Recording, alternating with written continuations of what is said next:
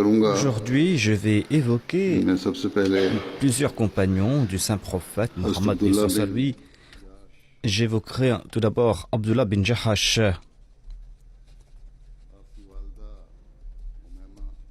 Sa mère elle s'appelait Umayma bint Abdul Muttalib. Elle était la tante du saint prophète Mohammed lui. C'est ainsi que Abdullah bin Jahash était le cousin du saint prophète Mohammed lui.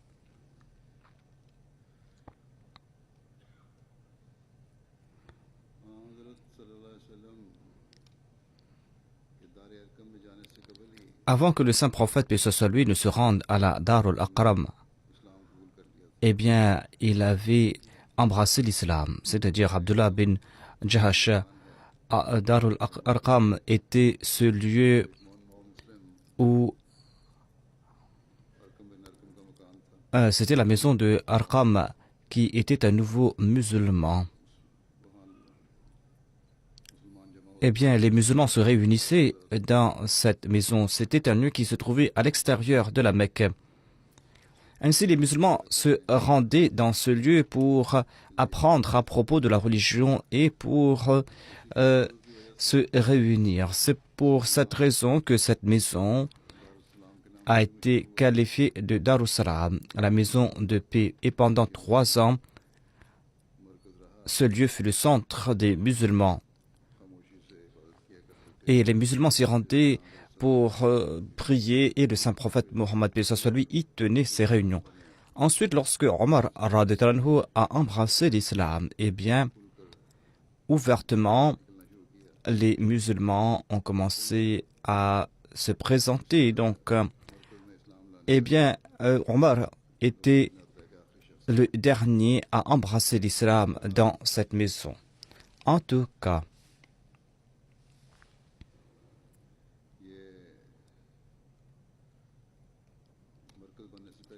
avant que cette maison soit le centre des musulmans, eh bien, Abdullah bin Jahash avait déjà embrassé l'islam. Selon les récits des polythéistes de parmi les Koraïchites, eh bien, en raison de leur persécution, eh bien, la famille d'Abdullah bin Jahash n'était pas à l'abri de cette persécution. Son fils Ubaydullah et Abu Ahmad et ses sœurs Zainab bin Jahash, Habiba et Amna bin Jahash, eh bien, à 2 reprises, toute cette famille est partie vers l'Abyssinie. Ubaydullah, le frère d'Abdullah bin Jahash, s'était converti au christianisme en se rendant en Abyssinie et il est décédé chrétien. Son épouse, Habiba, quant à elle, elle était la fille d'Abu Sufyan. Eh bien, elle était toujours en Abyssinie.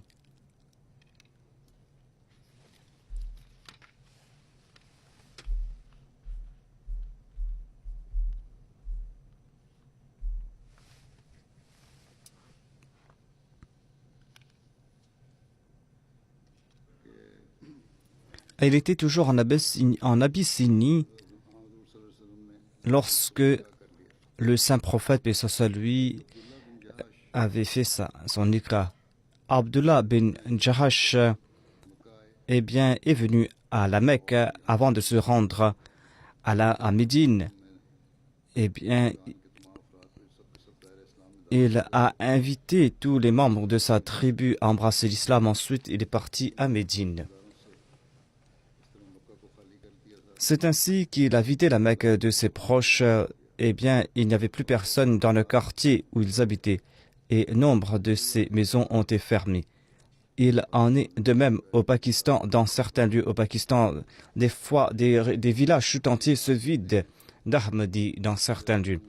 Ibn Ishaq déclare que lorsque le Banu Jahash, la tribu d'Abdullah bin Jahash, a quitté la Mecque, eh bien, Abdou Sufyan bin Harb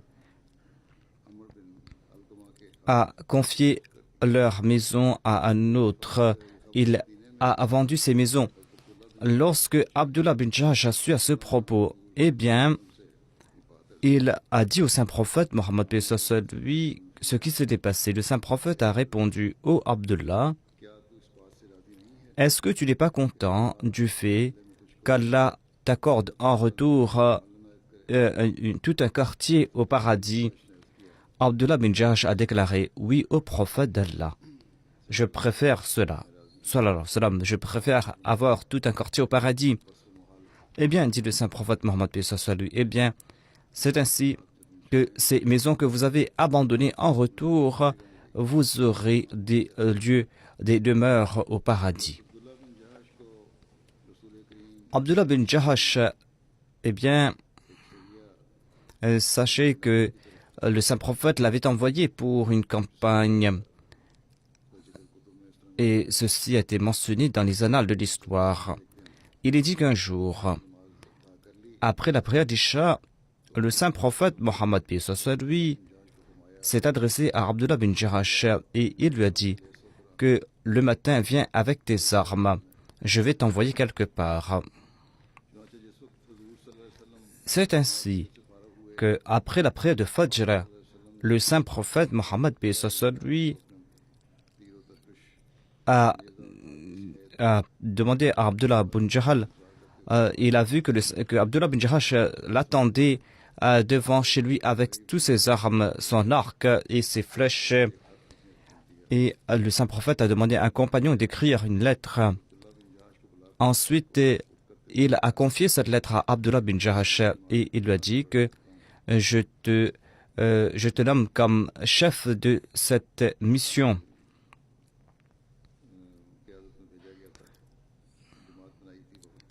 Donc le saint prophète avait choisi plusieurs personnes pour cette délégation. Il a dit que je te choisis comme chef. Il dit que avant que le saint prophète avait choisi Ubaidah bin Haris comme chef, mais avant de les envoyer, eh bien, ses enfants sont venus voir le saint prophète. Et le saint prophète, paix soit lui, a choisi Abdullah bin Jahash, l'a envoyé comme le chef de la délégation. Le saint prophète Mohammed, paix soit lui a donné le titre de Amirul Mu'minin. Voilà ce que disent la Sira. C'est ainsi que le Abdullah bin Jahash était le premier compagnon qui a reçu le titre de Amirul Mu'minin. Hadrat Muslim Maud a commenté sur ce verset qui évoque la ville sainte.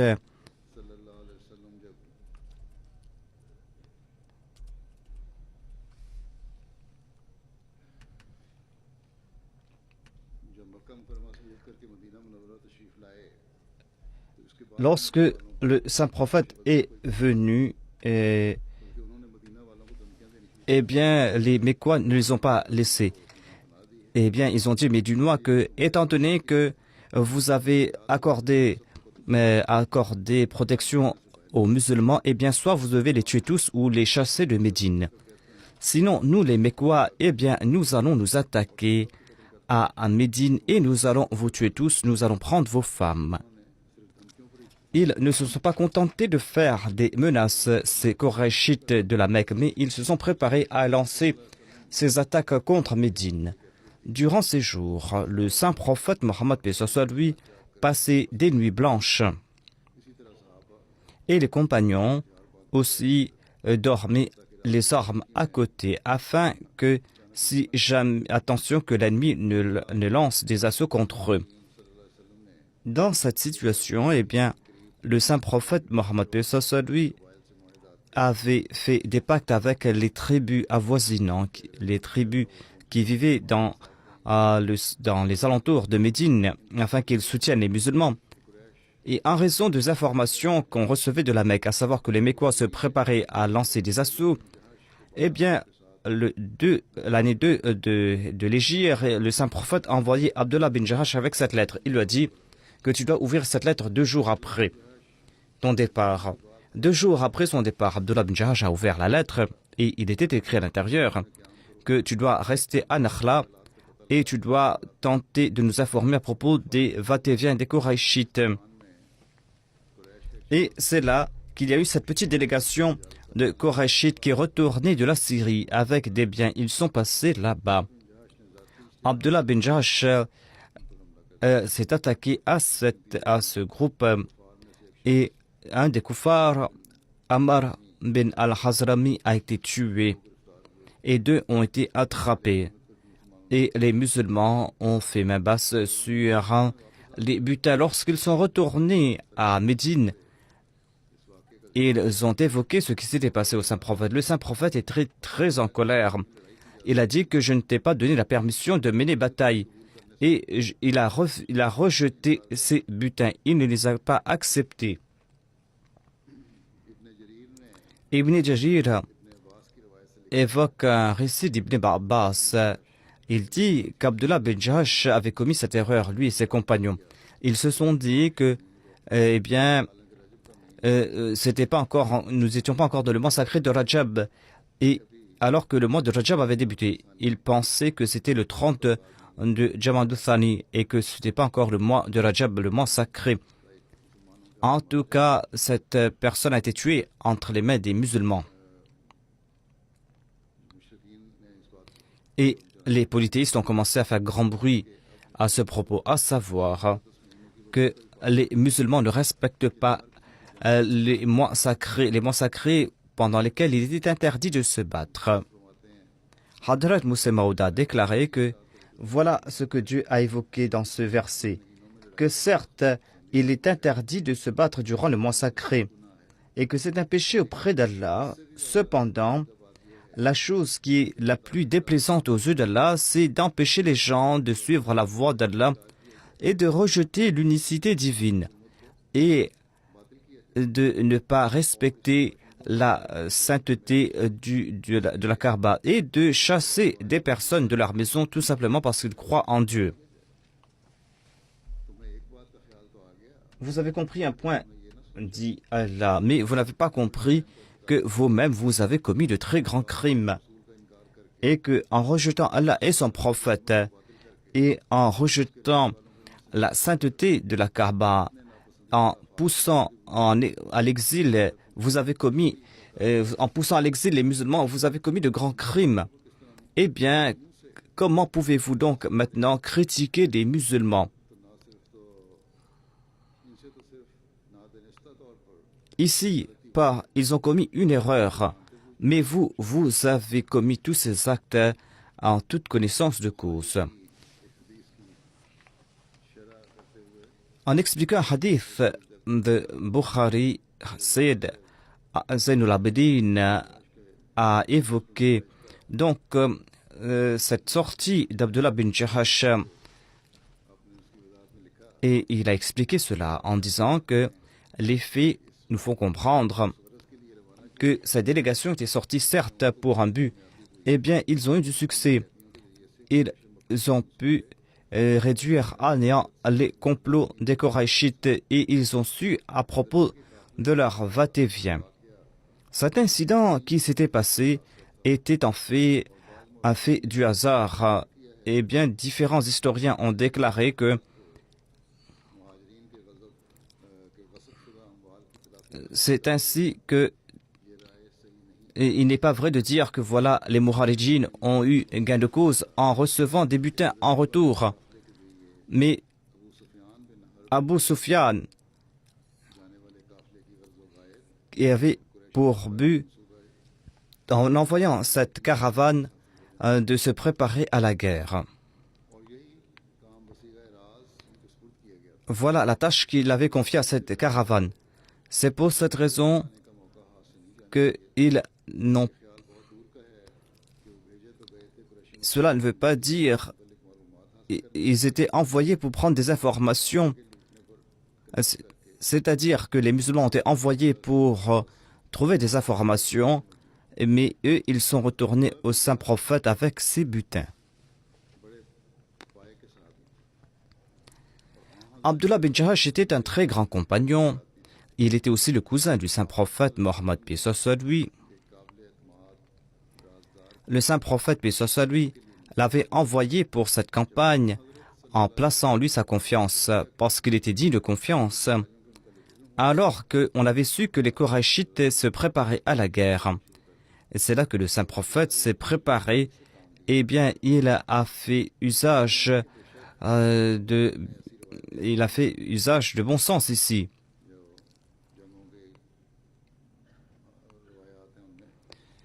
Il y a ces récits qui nous informent que le saint prophète, paix soit lui, a été en colère contre Abdullah bin Jahash et ses compagnons. Cependant, cette colère était justifiée parce que cette campagne a pu causer des troubles, aurait pu causer des troubles. Mais en fait, ces prétendues erreurs sont en fait en accord au décret divin. Et ainsi, il est possible que si Abdullah bin Jahash n'avait pas été envoyé et s'il n'avait pas eu cet incident, si Abu Sufyan était retourné sain et sauf, eh bien les Kourachites auraient profité des biens pour se préparer à lancer un grand assaut contre les musulmans. Et les musulmans, peu en nombre et mal armés, n'auraient pas pu répondre à cet assaut. Mais l'incident d'Abdullah bin Jahash nous fait comprendre que les Korachites étaient enflammés. C'est ainsi que dans leur hâte, ils ont pris des soldats pour arriver à Badr pour défendre leur caravane. Mais ils ne savaient pas que la mort les attendait, eux. Ensuite, si les musulmans savaient qu'une armée vient à leur rencontre ou qu'on l'envoie là-bas pour faire face à cette armée, eh bien, ils auraient hésité. C'est ainsi que le secret, le couvert du secret a servi. Et on appelle cela le camouflage aujourd'hui.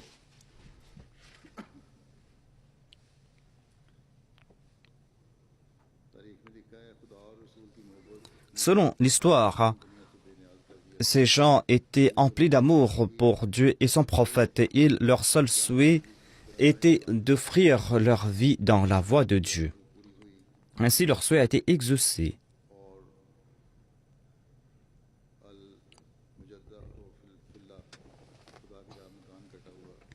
Ainsi, un compagnon a perdu une oreille. Et c'était là un signe pour cette personne.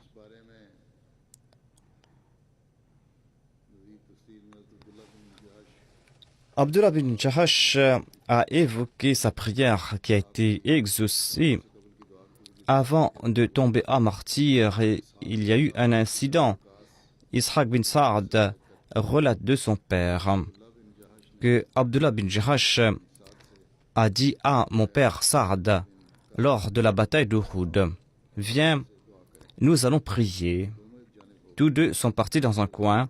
Saad a commencé à prier et il a prié, « Oh Allah, demain lorsque je vais rencontrer à l'ennemi, eh bien fasse que je combats une personne qui soit dure, un vaillant combattant, qui soit terrifiant, que je le combatte et que je le tue dans sa voie et que je prenne ses armes. » Abdullah bin Jahash a dit « Amin ».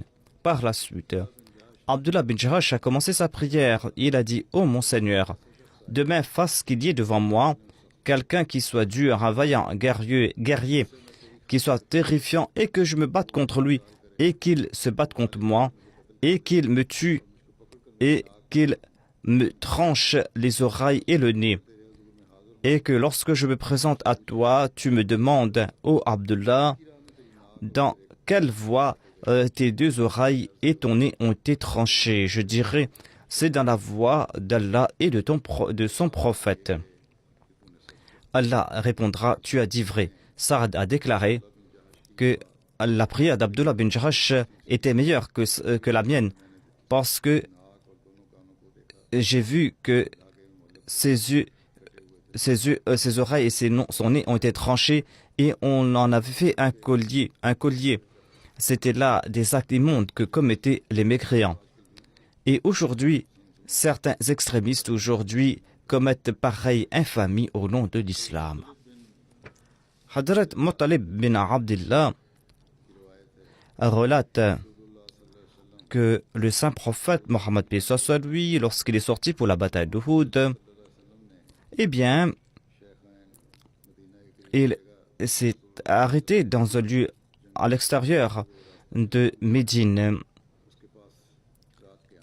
Il a campé là-bas et Salma est venu. Il a porté aussi des jus. Le saint prophète en a bu. C'était un jus de fruits. Ensuite, une autre personne a pris cette coupe. Il en a bu. Et ensuite, il a offert cela à Abdullah bin Jarash, qui a terminé ce qu'il y avait dans le récipient. Une autre a dit, donnez-moi un peu. Est-ce que tu ne sais pas que demain on ouvre à ton partir? Voilà ce qu'il a dit à Abdullah bin Jarash. Abdullah bin Jarash a répondu, oui, je sais où on part demain. Moi, je veux rencontrer Dieu dans cet état où je suis rassasié. Et cela est mieux que je me présente à lui tout assoiffé.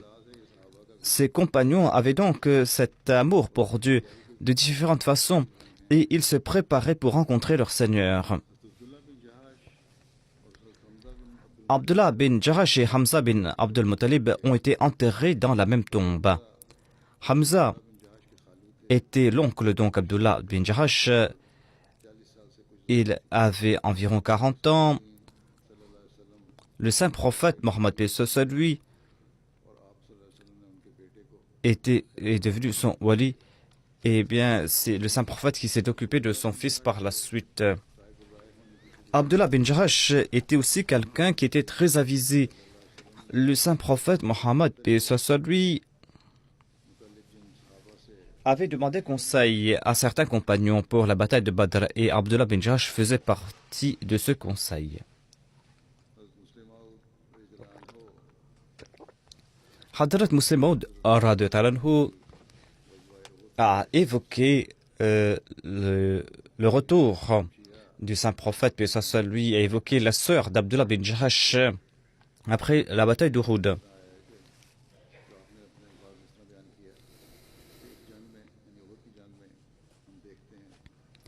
Il relate donc que le saint prophète Mohammed paix soit lui a fait preuve d'une grande persévérance et de haute qualité morale. Il a fait montre d'une grande sympathie à l'égard des autres et il les a consolés. Lors de cette bataille, l'on découvre les grandes qualités du saint prophète Mohammed paix soit lui et l'on découvre aussi le sens de sacrifice des compagnons du saint prophète paix soit lui. J'évoque ce moment où la bataille s'était terminée lorsqu'ils retournaient tous à Médine. Les femmes de Médine ont entendu à propos du martyre du saint prophète, mais en voyant le saint prophète venir sain et sauf, ils sont sortis pour l'accueillir à l'extérieur de Médine. Il y avait Zainab bint Jahash et d'autres proches. Eh bien, celle-là avait perdu ses proches lors de la bataille. Lorsque le saint prophète l'a vu, il lui a dit que tu dois faire le deuil de tes proches. C'est donc un dicton en langue arabe qui signifie que je t'informe que tes proches sont morts. Zainab bin Jarash a déclaré au prophète d'Allah, je vais faire le deuil de qui? Le saint prophète a répondu, ton oncle Hamza. Zainab a dit Inna lillahi wa inna ilayhi raji'un. Ensuite, elle a dit qu'Allah exalte son statut. Et il est décédé d'une belle mort. Ensuite, le saint prophète a dit il y a un autre qui est décédé. Zainab a demandé qui est-ce au prophète d'Allah? Le saint prophète a répondu c'est ton frère Abdullah bin Jarash qui est tombé en martyr. Zainab a répondu Inna lillahi wa inna ilayhi raji'un. Il est décédé d'une belle mort. Ensuite, le saint prophète a dit, tu dois faire le deuil de notre proche. Zainab a demandé, c'est qui? Et il a dit, ton mari aussi est tombé en martyr. En entendant cela, Zainab avait les yeux en larmes et elle a dit, elle s'est lamentée. Et en voyant cela, le saint prophète a dit, voyez, quelle est la relation entre une femme et son époux. Lorsque j'ai évoqué Zainab, le décès de son oncle, eh bien, elle a dit, Inna lillahi wa inna ilayhi raji'un. Lorsque j'ai évoqué la mort de son frère, elle a répété la même prière. Mais lorsque j'ai évoqué la mort de son mari, eh bien, elle a lancé un grand soupir et elle n'a pas pu retenir ses larmes et elle était très émue. Ainsi dit le saint prophète, lors de ces moments, eh bien, c'est la femme se souvient de son mari avec qui elle avait une relation d'amour. Eh bien, le saint prophète lui a dit, pourquoi as-tu lancé ce soupir lorsque tu as entendu le décès? Elle a dit que je me souviens de son fils. Qui va s'occuper de son fils à présent? Ici, c'était certes le mari, la femme se souvient du mari qui est empli d'amour à son égard. Mais la femme s'est aussi souciée ici de son fils. Et c'est là une leçon pour les hommes d'aujourd'hui et des femmes d'aujourd'hui. À savoir que certes, on doit être un mari qui est empli d'amour et on doit aussi être une femme qui est soucieuse de ses enfants. Pour être un mari plein d'amour, eh bien, il faudra aussi s'acquitter de ses devoirs envers sa femme et ses enfants. Et aujourd'hui, on a beaucoup de doléances à ce propos. On reçoit beaucoup de doléances à ce sujet. Et voyez comment le saint prophète Mohammed lui a déclaré. Il a dit à Zainab que j'implore Dieu qu'Allah t'accorde quelqu'un qui puisse s'occuper de tes enfants mieux que ton mari. C'est en retour à cette prière que Zainab s'est mariée à Talha et elle a eu un enfant qui s'appelle Mohammed bin Talha. Et on trouve mention de son nom que Talha avait un très grand amour pour les premiers enfants de Zainab, plus que ses propres enfants. Et on disait que il n'y avait personne qui s'occupait aussi bien de ses enfants, de sa femme. Et c'était là le résultat des prières du saint prophète Mohammed Mustafa sallallahu alayhi wa sallam. Le deuxième compagnon que je vais mentionner ici, c'est Ka'b bin Zayd. Ka'b bin Zayd bin Qais bin Malik. Il était de la tribu Banu Najjar. Il s'était présenté à la bataille de Badr et il est tombé en martyr lors de la bataille du fossé. On dit que lorsque il avait reçu une flèche lancée par Umayya, il était parmi les compagnons de Maïmouna. Il était le seul qui est sorti vivant parmi ses compagnons lorsqu'ils étaient partis en campagne. Bahri Maïmouna était ce lieu où le saint prophète Mohammed lui avait envoyé 70 compagnons et nombre d'entre eux étaient des Hufaz. Eh bien, cette tribu qui devait les accueillir les a tués tous, sauf Ka'b bin Zayd. Et il est sorti vivant de cet incident parce que il était monté sur une montagne. Et selon certains récits, les koufars ont lancé contre lui une attaque et il était grièvement blessé. Et les mécréants l'ont abandonné en croyant qu'il était décédé. Mais il était vivant et c'est ainsi qu'il est retourné. Et il est retourné à Médine et en a informé le saint prophète, paix soit sur lui. Il était sain et sauf. Donc, le troisième compagnon est Saleh Shukran. Il s'appelait Saleh et son sobriquet était Shukran. Et il était connu sous ce titre. Il était un esclave d'Abdullah bin Auf. Et le saint prophète l'aimait et il lui a acheté d'Abdullah bin Auf. Et selon certains récits, Abdullah bin Auf l'a confié au saint prophète Mohammed lui sans rien demander, sans demander de prix. Saleh Shukran avait participé à la bataille de Badr. Il était un esclave, donc c'est pour cette raison que le saint prophète, paix soit lui, l'avait choisi. Eh bien, le saint prophète lui avait confié la tâche de surveiller les prisonniers. Parmi ces prisonniers qu'il devait surveiller, il avait donc des gens qui Shukran n'avait pas reçu de butin en retour, mais il avait reçu en retour les rançons payées par ses prisonniers. Et ensuite, le saint prophète l'a libéré. Jafir bin Mohammed Sadiq déclare que Shukran était parmi les Ashab al-Suffa, ceux qui étaient toujours en compagnie du saint prophète Mohammed lui. Shukran a eu l'honneur de laver la dépouille du saint prophète Mohammed lui. Ibn Abbas relate que le saint prophète a été béni dans sa chemise et Fazal bin Abbas et Kulsum bin Abbas et Shukran et Aus bin Khawli sont entrés dans la tombe du saint prophète Mohammed lui. On dit à ce propos que Shukran dit que c'est moi qui a placé la dépouille du saint prophète dans sa tombe. J'ai placé donc un tapis c'est selon le récit de Muslim, ce tapis était de couleur rouge.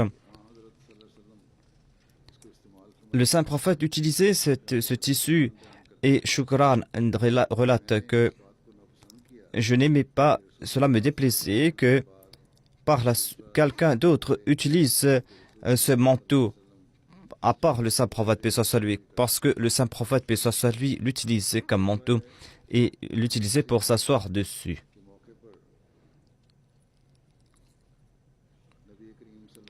Lors d'une bataille, le saint prophète paix soit lui avait confié à Shukran les prisonniers et ainsi que les butins lors de cette bataille. C'était donc quelqu'un qui était digne de confiance. C'est pour cette raison qu'il lui avait confié la charge de surveiller ses prisonniers ainsi que leurs biens.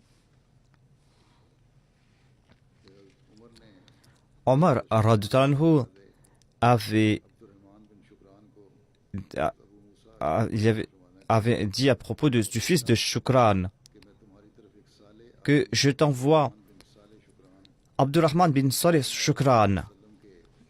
Saleh Shukran, qui était l'esclave affranchi du saint prophète, paix soit lui, je t'envoie son fils. Le saint prophète avait grande estime à l'égard de Shukran. Tu dois aussi avoir de l'estime pour son fils. Voilà le statut que l'islam a donné à ses esclaves. Non seulement que l'islam les a affranchis de l'esclavage, mais il a aussi accordé de l'honneur aux fils de ces esclaves affranchis. Selon un récit, Shukran résidait à Médine et il avait une maison à Basra. Il est décédé à l'époque de Omar radhiyallahu anhu. Malik bin Kulthum est un autre compagnon que je voudrais évoquer.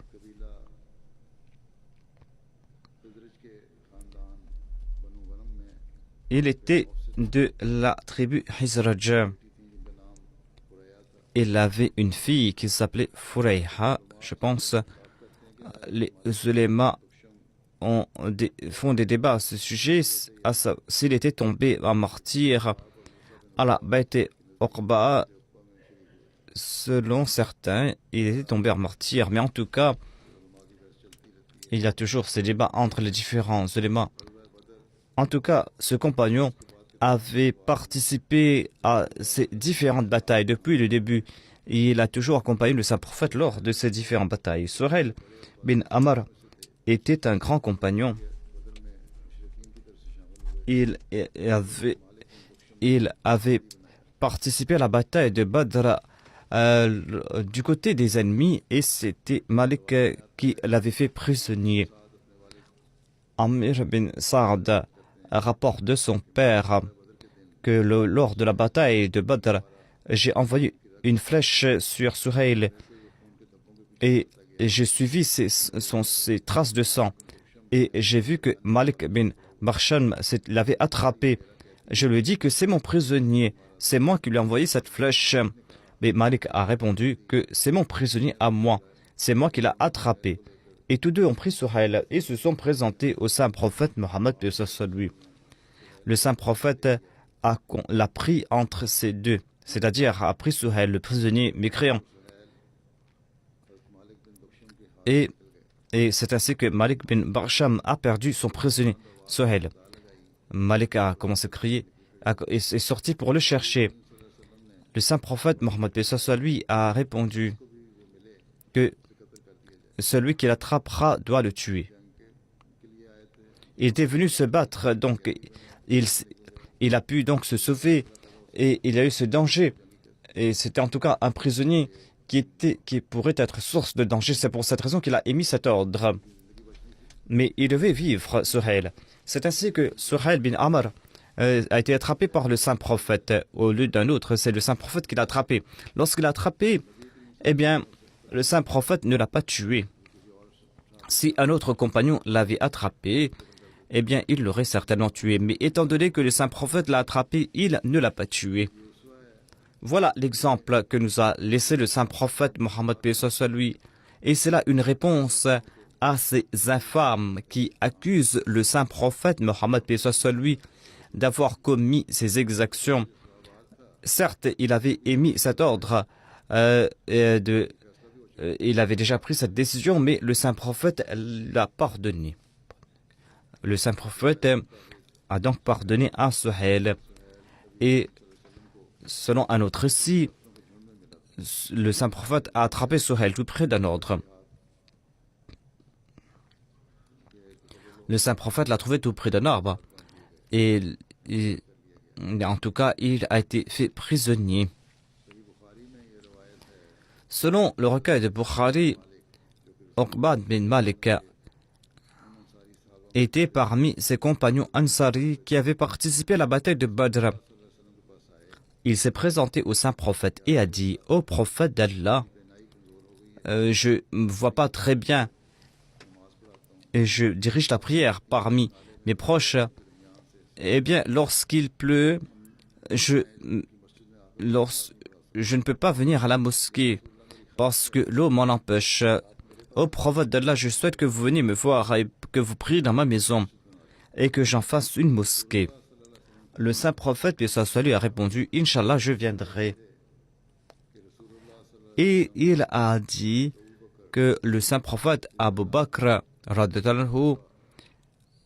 le saint prophète accompagné d'Abu Bakr, sont venus chez moi. Et le saint prophète a demandé la permission d'entrer. Je lui ai donné la permission. Le saint prophète est entré dans la maison. Il ne s'est pas assis. Il a dit: « Où souhaites-tu que je prie dans ta maison ?» Je lui ai montré un coin de la maison. Il a dit que je souhaite que vous priez là-bas. Le saint prophète Mohammed lui s'est mis debout pour la prière. Il a dit Allahu Akbar et je me suis mis debout. Il a dirigé deux rakats de prière. Ensuite, il a fait ses salutations. Selon les récits, on avait préparé de la viande et un repas pour le saint prophète, paix soit sur lui.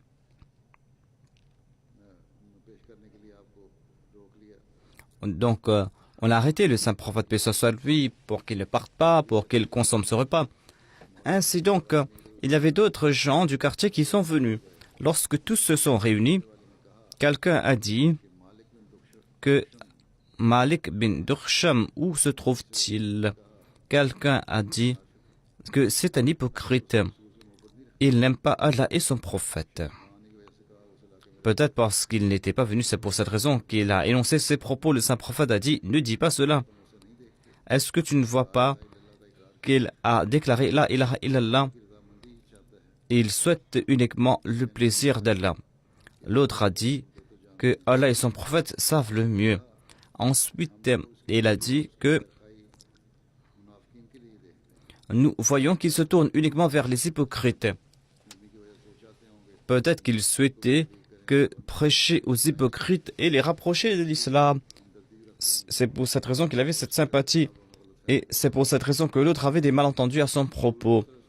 Le saint prophète a dit à propos de Malik bin Darsham que certainement Allah interdit le feu à celui qui annonce la ilaha illallah à condition qu'il souhaite le plaisir de Dieu en énonçant ses propos. C'est là une réponse à ces prétendus éléments qui lancent ces fatwas de kufr, en particulier contre les Ahmadis, et qui persécutent les Ahmadis. Ces prétendus éléments, par leur fatwa, ont détruit la paix des pays musulmans. Au Pakistan, il y a ce groupe Labbaik Ya Rasulallah.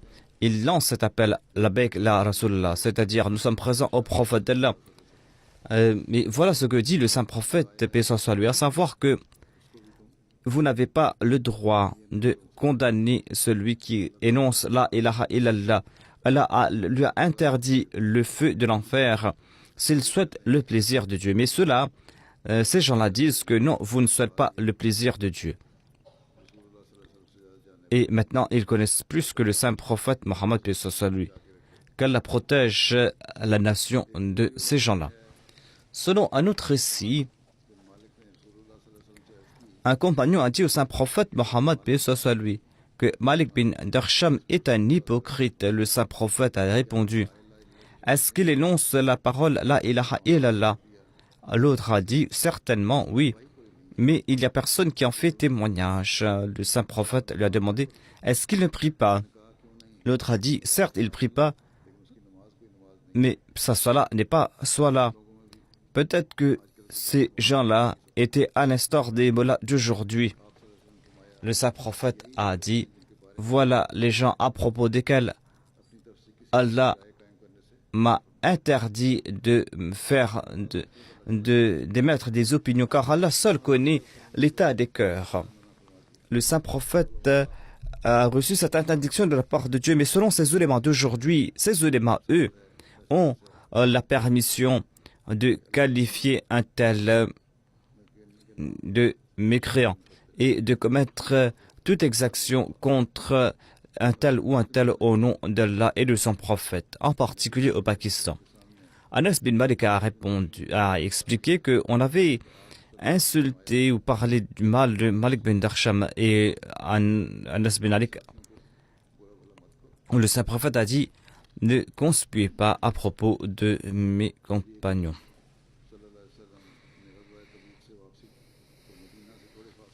Lorsque le saint prophète est retourné de la bataille de Tabouk, ou de l'expédition de Tabouk, eh bien, il s'est arrêté quelque part et il a reçu cette révélation à propos de la mosquée de Rar.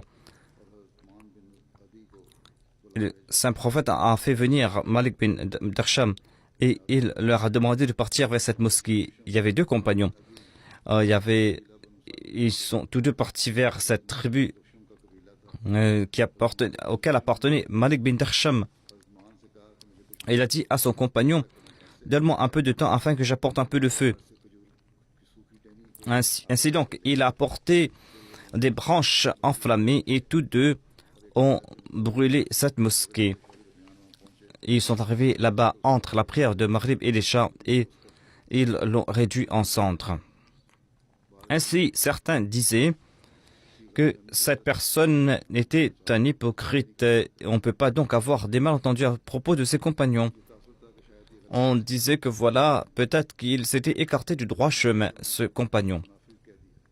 On l'avait même qualifié d'hypocrite. Par la suite, lui-même, il est parti détruire le centre des hypocrites. Il l'a réduit en cendres suite à l'ordre de Dieu. Qu'Allah exalte le statut de ses compagnons et qu'il fasse que nous puissions accomplir notre analyse de conscience. Est-ce que nous sommes prêts à suivre les commandements de Dieu? Est-ce que nous sommes en train de les mettre en application?